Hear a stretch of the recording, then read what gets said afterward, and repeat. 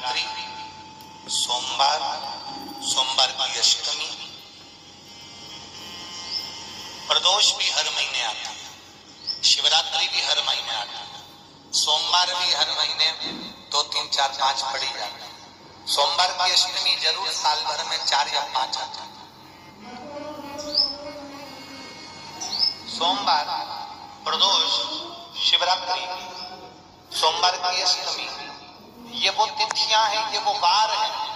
अगर कोई भूल से शंकर भगवान के शिवलिंग का निर्माण करता है या अपने घर में रखे हुए शिवलिंग पर शमी पत्र को समर्पित कर देता है तो जिंदगी में उसका बाल बांका हो ही नहीं सकता। प्रदोष के शमी पत्र में बल होता है। प्रदोष के शमी पत्र में मैं सुनील जी को धन्यवाद दूंगा, आपको बहुत बहुत साधुवाद। अब इस तारीख को प्रदोष पढ़ रहा है और बाबा की कृपा है आप पर, जो ये प्रदोष के समय पर भी कथा चल, कथा का समापन 23 को है पर 22 को प्रदोष पढ़ जाए। कितने किस्मत वाले हैं रेवाड़ी वाले, घर जाके नजर उतरवा लेना राइन ऑन से हो। जितना शिव में उससे 1000 गुना शिवलिंग में बल की प्राप्ति के दिन यदि आपको कहीं से शमी पत्र मिल जाए, प्रदोष के दिन यदि कहीं से आपको शमी पत्र मिल जाए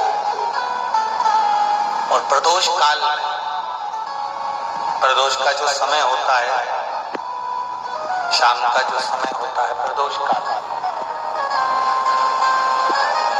4 प्रदोष, 5 प्रदोष आप कर देखिएगा कि आपका कोई काम है, कोई नौकरी के लिए आप अप्लाई कर रहे हैं, कोई समस्या बड़ी विकट आ गई है, कोई तकलीफ बड़ा गला पकड़ रहा है, कोई तकलीफ विकट आ गई है, कोई समस्या विकट आ गई है, प्रदोष के प्रदोष काल अगर एक शमी पत्र भी आप घर के शिवलिंग को, अब ये करने के लिए आपको मंदिर के शिवलिंग नहीं जाना, अपने घर में जो शिवलिंग, चाहे वो स्फटिक का हो, पारद का हो, कंकर शंकर का हो, लकड़ी का हो, जो शिवलिंग तुम्हारे घर में, कांच का हो, चाहे वो नर्मदा के कंकर का हो, नर्मदेश्वर हो, पाषाण का हो, जो शिवलिंग चांदी का हो, सोने का हो, तांबे का हो, पीतल का हो, जो शिवलिंग तुम्हारे,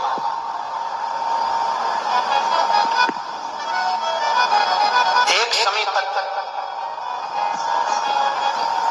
यदि आप भगवान शंकर के शिवलिंग पर समर्पित कर रहे हो और उस शमी पत्र को उठाकर रात्रि को 9:15 की जो एक मुहूर्त होता है, एक समय होता है जिस समय पर हम अपने मन की बात भगवान शंकर को कहते हैं, पूर्व में भी इसका वर्णन हम कर चुके हैं कथा। 15 मिनट पर वो शमी पत्र को उठाकर एक कागज में, एक कटोरी में उसको रख देते, 4 या 5 प्रदोष के उस शमी पत्र को अपने पास में रखिए और जिस कार्य के लिए जा रहे हो उसको जेब में ऊपर के भाग में उसको रखकर लेकर जाइए, आपका वो कार्य सफल होकर ही रहेगा, रुक नहीं सकता। उस शमी पत्र में इतना बल होता है, प्रदोष का जो शमी पत्र होता है वो बड़ा बलवान होता है, बड़ा एक पत्र है। जितने आस्था चैनल पर कथा सुन रहे हो, जितने फेसबुक और यूट्यूब पर सुन रहे हो, बहुत सावधानी से सुनना। 2 बार पशुपति व्रत कर लिए आपने, ये कर लिया आपने, प्रदोष कर लिया आपने, सोमवार कर लिया आपने, सारे अनुष्ठान कर लिए, बहुत सारे उपाय भी करे, तो शुक्रवार के दिन अगर शंकर के मंदिर में जल चढ़ाया जाए तो नारी का अखंड सौभाग्य होता है। शुक्रवार के दिन बेलपत्री के वृक्ष के नीचे बैठकर घृत का दिया लगाकर शरीर में जो रोग है उसका स्मरण कर करके देखना। जो बच्चा चिड़चिड़ कर रहा हो, बहुत गुस्सा कर रहा हो, बहुत गुस्सा, जो बहू चिड़चिड़ कर रही हो, जो सास चिड़चिड़ कर रही हो, भाई बंधु कुटुंब कोई चिड़चिड़ कर रहा हो, बहुत क्लेश घर में हो रहा हो, एक कटोरी में पानी लो, तुमरुका जी का नाम लो, शिव जी का नाम लेकर, तुमरुका जी का नाम लेकर थोड़ा सा पानी का आचमन करा दो। 10 मिनट 5 मिनट में एकदम चुप, लड़ी नहीं सकती कुछ। लक्ष्मी सबसे ज्यादा प्रसन्न कौन से दिन होती है? जम के बोलिए जरा। शुक्रवार। तो शुक्रवार को लक्ष्मी सबसे ज्यादा प्रसन्न क्यों होती है? शिव महापुराण यहाँ तक विष्णु पुराण करती है, स्कंद पुराण वर्णन करती है, कार्तिक खंड वर्णन करता है कि तुलसी का क्यारा गोल है, चौकोर है, षडाकार का है। उसका भी प्रमाण हमारे शास्त्रों में लिखा हुआ है कि अगर तुलसी का कुंड गोल है तो वो ऐश्वर्य प्राप्त करता है, तुलसी का कुंड चौकोर है तो वंश की वृद्धि करता है, तुलसी का कुंड अगर षडाकृति का है, 6 फलक वाला है तो वो घर में संपदा की वृद्धि करता है। तुलसी के कुंड का भी प्रमाण हमारे यहाँ शास्त्रों में लिखा हुआ है कि कुंडा कैसा होना चाहिए, तुलसी के कुंड की आकृति कैसी होना चाहिए। उसके प्रसन्न होने का कारण क्या था? लक्ष्मी जी के 2 भाई थे, दोनों की शादी नहीं हो रही थी, दाता और विधाता, दोनों का विवाह नहीं हो रहा। और दाता विधाता के लिए लक्ष्मी बड़ी परेशान थी, रोज नारायण से कहती थी प्रभु कुछ कृपा करिए, दाता विधाता का विवाह नहीं हो रहा, उम्र होती चली जा रही, इनका कुछ करिए प्रभु, आप नारायण आप कुछ तो कर सकते हो। भगवान नारायण ने तब लक्ष्मी से कहा एक काम करो, बेलपत्री के पेड़ के नीचे बैठकर लक्ष्मी तुम अनुष्ठान करो तुम्हारे भाइयों के विवाह के लिए। इसलिए आज भी हमारे हिंदू धर्म की रीति है कि बेलपत्री के पेड़ के नीचे शाम के समय लक्ष्मी का वासा होता है। इसलिए लोग इस बेलपत्री के पेड़ के नीचे तुम्हारा रात्रि को शाम को 6 बजे से लेकर रात्रि को 8 बजे तक तुम्हारा निवास होगा। जैसे पीपल के पेड़ में देवताओं का निवास आप लोगों ने यदि पद्म पुराण पढ़ी होगी या सुनी होगी तो उसमें स्पष्ट कहा है। पीपल के वृक्ष की गणना ध्यान देना, पीपल के वृक्ष में सुबह 4 बजे से लेकर 7 बजे तक ब्रह्मा जी का वासा होता है। पीपल के वृक्ष में सुबह 7 बजे तक ब्रह्मा जी का वासा, 7 बजे से लेकर 10:30 बजे तक पीपल के वृक्ष में भगवान विष्णु का वासा होता है। कितनी बजे तक? 10:30। 10:30 से लेकर 11:30 12 बजे तक पीपल के वृक्ष में पितरों का वासा होता है। इसलिए हमारे यहाँ पितरों को श्राद्ध पक्ष में जो भोजन कराया जाता है वो 10:30 से 12 के बीच में कराया जाता है। 12 बजे के बाद पीपल के वृक्ष में दोपहर के 1:30 बजे तक आहूतों का वासा रहता है। आहूत कौन? जो गर्भ में शांत हो गए, जो कुंवारी अवस्था में शांत हो गए, जो जन्म लेने के बाद उनका विवाह नहीं हुआ और शांत हो गए, उन आहूतों का वासा उस पीपल के वृक्ष में दोपहर में 1:30 बजे तक रहता है। उसके बाद में प्रेतों का वासा चालू होता है। इसलिए दोपहर के समय पीपल के पेड़ की परिक्रमा नहीं होती। फिर शाम को 4 बजे से 7 बजे तक पीपल के वृक्ष में शंकर जी का वासा होता है। इसलिए शाम के समय पीपल की परिक्रमा नहीं होती। 7 बजे के बाद में पीपल के वृक्ष में रात्रि को 9 बजे तक कुबेर का वासा होता है। फिर 9 बजे के बाद में प्रेतवास चालू होता है पीपल के वृक्ष में। उसी तरह बेलपत्री का जो वृक्ष है, उस बेलपत्री के वृक्ष के नीचे रात्रि को 8 बजे से लेकर 12 बजे तक बेलपत्री के पेड़ के नीचे कुबेर का निवास होता है। महाराज कुबेर का निवास। प्रयास करा करो इसी बेलपत्री के पेड़ के नीचे हम दीप लगाएं, घी का दीप। यदि संपदा की कमी हो तो, अगर भगवान ने खूब संपदा दी है तो भले मत लगाओ, कोई दिक्कत।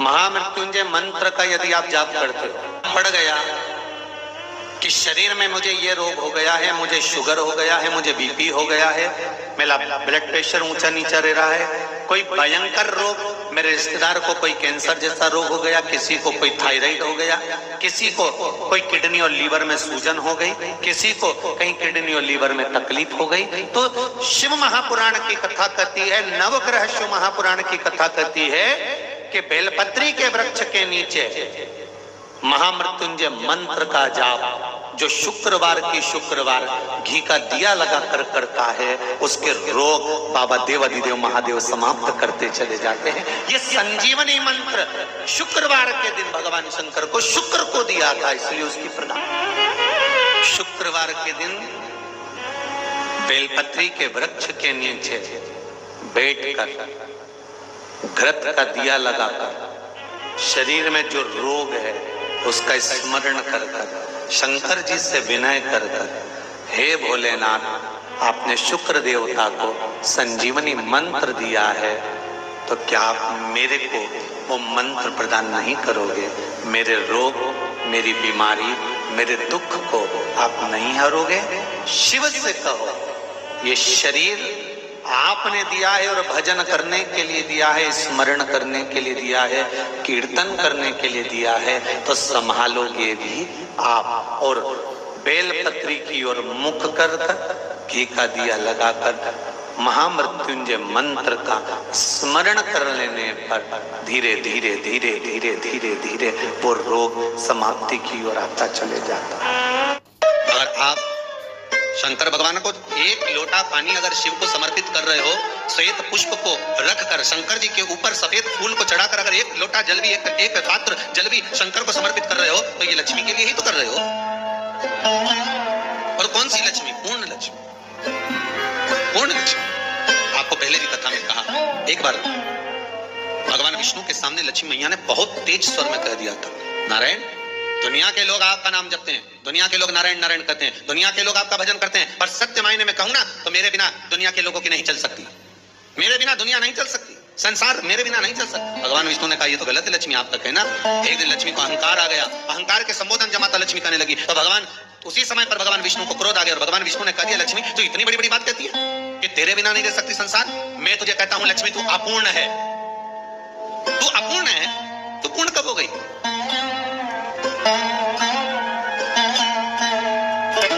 तेरी पूर्णता कहां हो गई?